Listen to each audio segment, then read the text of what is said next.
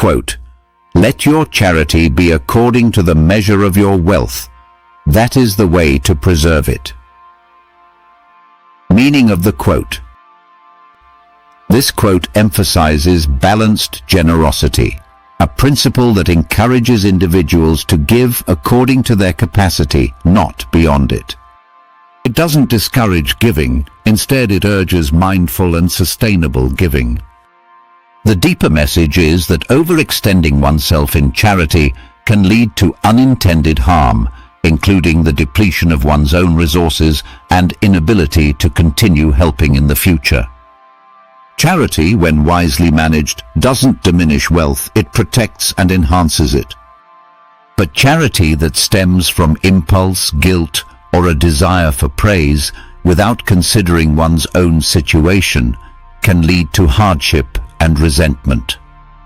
In other words, the path to preserving your wealth, whether it's financial, emotional, or spiritual, is to give with intention, wisdom, and proportion. Spiritual perspective. From a spiritual point of view, this quote reflects the law of harmony and right action. Every soul is encouraged to give and serve others, but not at the cost of self-destruction. True generosity flows from a place of inner abundance, not from emotional imbalance or ego-driven martyrdom. Spiritual teachings often speak of stewardship, recognizing that what we have isn't just for us, but also for the service of others. However, we are also responsible for the maintenance of our inner and outer lives, including our families, duties, and personal growth. If you give more than what you can sustain, you are not serving a higher good. You may even become a burden to others. But when charity is guided by awareness, balance, and compassion, it becomes a source of transformation, both for the giver and the receiver. Furthermore, giving wisely aligns with the principle of energetic flow. What we give, we receive. But if we give recklessly or out of guilt, we disrupt the flow and may feel drained instead of uplifted. Scientific perspective. Modern psychology and behavioral economics offer a complementary understanding of this principle. The helper's high. Research shows that acts of giving activate the brain's reward system, specifically the mesolimbic pathway, releasing feel-good chemicals like dopamine and oxytocin. This is why giving feels good and is often associated with increased well-being and even longevity. Burnout and overgiving. However, studies on compassion fatigue and altruistic burnout show that people who give too much, especially without limits, can experience emotional exhaustion, stress, anxiety, and even depression. Sustainable altruism. Scientists and ethicists suggest a model called effective or sustainable altruism. This model emphasizes the long-term impact of giving, encouraging individuals to give in ways that maximize benefit while maintaining their own well-being. This means that giving 5 to 10% of your income regularly may be more impactful over time than one large donation that drains your savings. Financial planning. From an economic point of view, giving should be part of a planned strategy. Like investing or saving, charitable giving should be budgeted and matched to current income and future obligations. Otherwise, it could disrupt financial stability and lead to regret or unintended hardship. Let's bring this wisdom to life through a small story. The Two Brothers and the Harvest. In a fertile valley lived two brothers. One was wealthy with abundant land and many workers. The other had just enough to meet his family's daily needs. When a neighboring village was struck by famine, the poor brother felt deep compassion. He gave away almost his entire food stock to help them. His neighbors hailed him as a hero, but as weeks passed, he and his children went hungry. Unable to sustain himself, he had to beg for help and couldn't assist the village again. The wealthier brother, however, gave a portion of his harvest, not all, but enough to feed many. He did the same the next year and the next, and his support remained steady.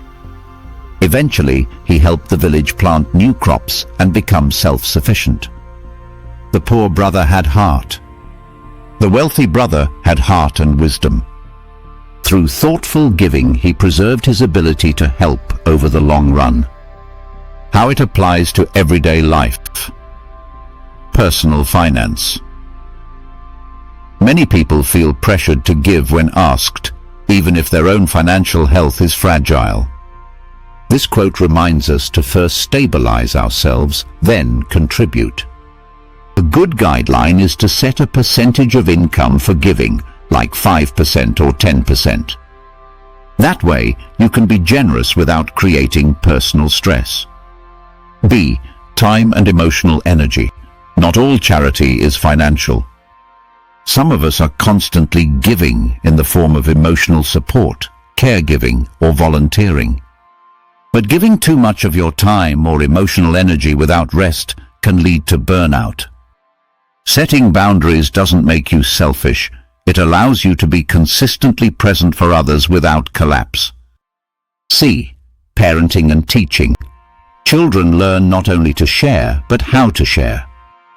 Teaching them to be generous within their means helps them develop both compassion and responsibility. For example, donating part of their allowance or sharing toys they no longer use. D. Work and collaboration. In professional life, people often overextend, taking on colleagues' work, covering extra shifts, or staying late to help others. While helpfulness is admirable, if it consistently comes at your own cost, it's unsustainable. By giving what you can without harming your own productivity or peace, you remain a reliable team member without self-sabotage. Self-care. Giving to others shouldn't mean neglecting yourself. Charity can also mean being kind to yourself, your body, mind, and spirit.